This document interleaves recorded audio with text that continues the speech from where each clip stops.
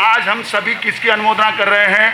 नव दीक्षिता की अनुमोदना कर रहे हैं। तो सभी एक साथ गाएंगे, ओ घोरुणी थारी चेली बनू मैं, थारी चेली बनू मैं, हर दम तेरे साथ रहूं मैं। ओ गुरुणी थारी चेली बनू मैं, थारी चेली बनू मैं, हर दम तेरे साथ रहूं मैं। मंगलम धम्मं पिभु सद्दहंतया दुल्लहया कायेन पासया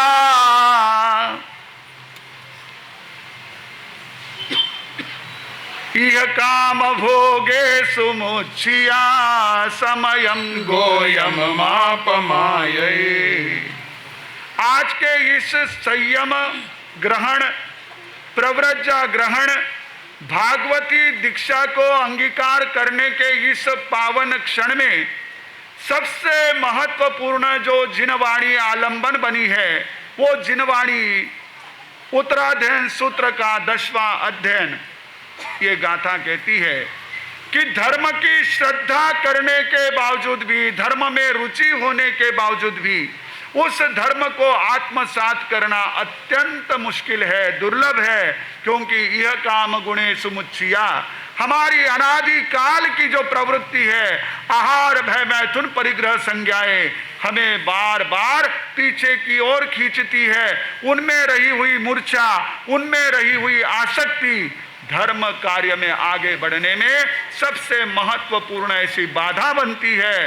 तो समयम गोयम मापमा, इसलिए क्षण मात्र भी प्रमाद मत करो। यह अप्रमत्तता का संदेश आज से अपने जीवन में जिन्हें आत्मसात करना है, ऐसी हमारी नवदीक्षिता महासती जी, जो कि अब हमारे, जैसे मैंने प्रारंभ में कहा था, भगवती स्वरूपा ऐसा एक रूप धारण करके यहाँ पाठ पर विराजित है। आप और हम सभी के लिए एक प्रेरणास्पद क्षण है, क्योंकि यह इस प्रकार से कल्याणी का साध्वी के रूप में परिवर्तन मात्र वेशांतर नहीं है, तो पूर्ण रूपांतरण है। ये दीक्षा यानी पूर्ण रूपांतरण की प्रक्रिया होती है, वह केवल बाहर से ही नहीं तो भीतर से भी बदलती है। भीतर से बदलती है तभी बाहर में बदलाव आता है। कोई मुस्कुराता है तो उसके भीतर में कहीं ना कहीं कोई ना कोई ऐसा भाव होता है। कोई यदि आंसू बहाता है तो कहीं ना कहीं उसका दर्द बोलता है। और कोई यदि वेश परिवर्तन करके इस प्रकार से परमात्मा के पद पर आगे बढ़ता है तो निश्चित रूप से उसका मन ऐसे विशेष और बहुत ही श्रेष्ठ भावों से संपन्न होता है, समृद्ध होता है।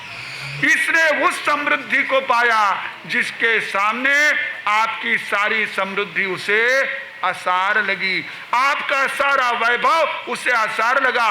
उसने ऐसा वह निश्चल प्यार पाया कि जहां उसे परिवारजनों का स्नेह भी रोक नहीं पाया। ऐसे इस प्रकार से भीतर में जिसने अपने समृद्धि को आत्मसात किया, पाया है, और उसी समृद्धि की सुरक्षा के लिए संयम लिया है। जैसे आप अपने वैभव को सुरक्षित रखने के लिए तिजोरी में बंद करते हैं, वैसे इसने भीतर में जिस समृद्धि को पाया है उस समृद्धि को सुरक्षित रखने के लिए संयम ग्रहण किया है। संयम ग्रहण में सबसे पहली शर्त होती है समर्पण की, जो हमने कल्याणी के वक्तव्य में पग पग पर देखी।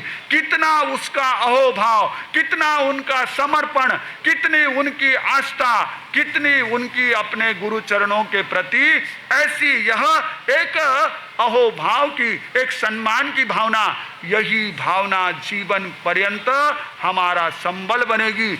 गुरु आज्ञा को सर्वश्रेष्ठ मानना। जब मुझे मल्ली श्री जी महाराज ने कल कहा कि मेरी कल्याणी से बात हुई कि अक्षय श्री जी महाराज साहब के स्वास्थ्य की साता नहीं है और ऐसे में हमें गुरु माँ के चरणों में पहुंचना है, तो उन्होंने कहा कि मैं उनके आशीर्वाद लेकर के आपके साथ भी चलूंगी, क्योंकि आप भी मुझे अपने गुरुनी तुल्य हो। कितनी बड़ी बात है, कितना उसका यह एक तरह से समर्पण है। इस तरह जो गुरु आज्ञा में रहने के लिए प्रतिपल तैयार रहता है, वो समर्पित ऐसी चेतना संयम के पथ पर आगे बढ़कर जिन शासन को ही नहीं तो समग्र ऐसे एक प्रकार से इस विश्व को आलोकित करने का सामर्थ्य रखती है।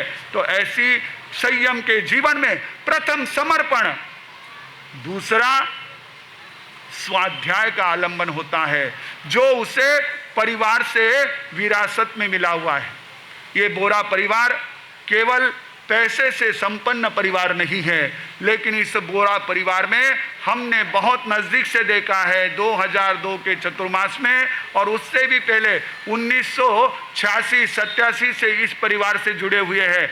इन सभी में जो एक तरह से अध्ययन की, ज्ञान की लालसा है, इससे वह ब्लड लाइन में मिली हुई है।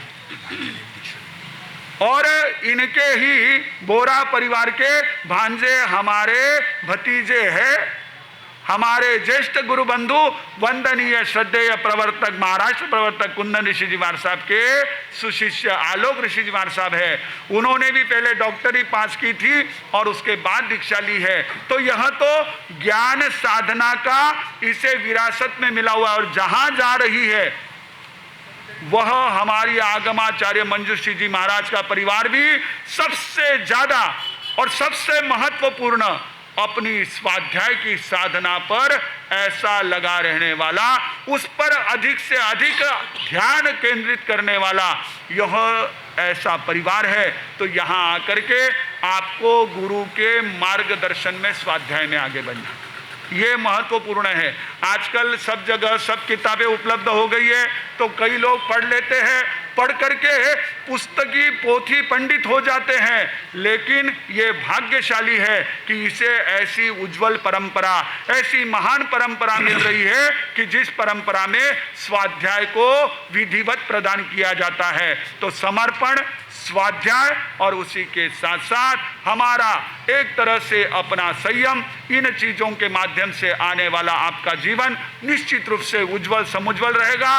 हमारा संपूर्ण संघ आपके आगमन पर और आपके संयम पर गौरव का अनुभव करेगा, ऐसा विश्वास है। यह जो अभी हमारे सर ने कहा कि इस कार्यक्रम के संपूर्ण सफलता में हमें महासती जी, अक्षय श्री जी महाराज साहब का बहुत एक अच्छा ऐसा सहयोग मिला। मुझे लगता है कि इस संपूर्ण कार्यक्रम की सफलता का श्रेय दो लोगों को देना चाहिए। एक तो हमारे आगमाचार्य मंजूश्री जी महाराज और दूसरे हमारे शांतिभाव बोरा। क्यों?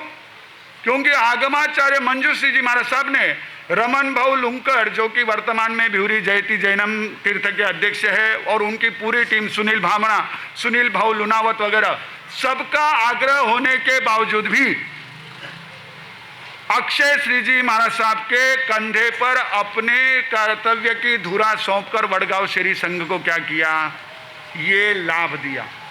और दूसरा शांति भाव को इसलिए कि शांति भाव स्वयं, हमने जब जब वडगांव शेरी में आए हैं देखा है, बहुत सुंदर एंकरिंग करते हैं, हमारी हर बात को बहुत अच्छी तरह से वो रखते हैं। लेकिन उन्होंने कहा नहीं, इस कार्यक्रम को समय पर और एक डिसिप्लिन में पूरा करना है, तो ये काम मैं किरण सर को सौंपता हूं। तो इन दोनों ने जिनको चुना ना, इसलिए इनको धन्यवाद देता हूं कि कार्यक्रम संचालन के लिए शांति भाव ने किरण सर को चुना, और इस संपूर्ण कार्यक्रम में अपना मार्गदर्शन देने के लिए महासती जी, आगमाचार्य मंजूश्री जी महाराज ने अक्षय श्री जी महाराज को चुना।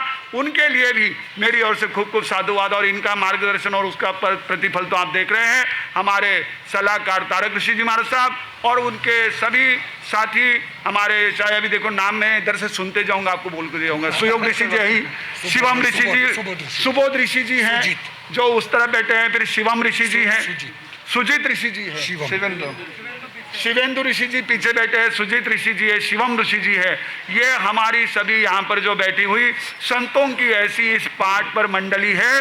उसके साथ साथ हमारी ये महासाध्वी मंडल, जिनमें हमारे महासती जी मधुस्मिता जी से शुरू होकर के तो महासती जी विश्ववंदना जी तक, जिनके सबके नाम आपने भी सुयोग ऋषि जी से सुने, सभी अपने अपने स्थानों से यहाँ तक इस बहना को, इस हमारी नवदीक्षिता को आशीर्वाद देने के लिए पहुँचे। और आप सभी इस कार्यक्रम में तो पहुंचे ही, लेकिन पहुंचने के बावजूद भी कार्यक्रम में उपस्थित रहे, और सिर्फ उपस्थित नहीं रहे तो सम्मिलित हुए। इसलिए आप सभी को भी खूब खूब साधुवाद। हमारा ये सभी का इसी तरह जिन शासन के प्रति, अपने संघ के प्रति और इस प्रकार संयम साधना के प्रति अहोभाव निरंतर बना रहे, जो कि हमारी अनंत अनंत कर्म निर्जरा करने वाला है। और जब कभी आप यहाँ उपस्थित सभी इस अनुमोदना में आए हुए संघ से मैं कहना चाहूँगा, या उपस्थित सभी से कहना चाहूँगा, जब कभी अवसर मिले तो जरूर आने वाले समय में, चाहे कल, चाहे परसों, चाहे महीने बाद, चाहे हफ्ते बाद, चाहे 2 महीने बाद, चाहे 4 महीने बाद, जिनकी दीक्षा की अनुमोदना आपने की है, उनके दर्शन करके आने का भी लक्ष्य रखना। नहीं तो माँ दीक्षा में गया था, पचे 10 साल पचे केवल माणसं मा थाने दीक्षा में आया था, ओळख्या गई। अब हर एक की परीक्षा, और ओळख्या गई पूज्यच मती, वो अभी स्वाध्याय करेंगे, ओळखता बैठेंगे, लेकिन हम कम से कम अपनी ओर से उनके प्रति जो है इस प्रकार की एक उनके संयम की अनुमोदना के लिए जब कभी अवसर मिले, चाहे वो भिवरी में हो, चाहे अब उनका चतुर्मास 16 तारीख को बड़ी दीक्षा के समय घोषित होगा ही, उस जगह हो जहाँ कहीं वे रहे, बराबर एक बार दर्शन का भाव रखे। पहली बार के लिए मैं कह रहा हूं, उसके बाद की आप सोचना, लेकिन एक बार हम जरूर, क्योंकि ऐसी संयम की अनुमोदना करने से हमारी कर्म निर्जरा होती है और हमारे धर्म की प्रभावना होती है। आप सभी इस बात का ध्यान रखें।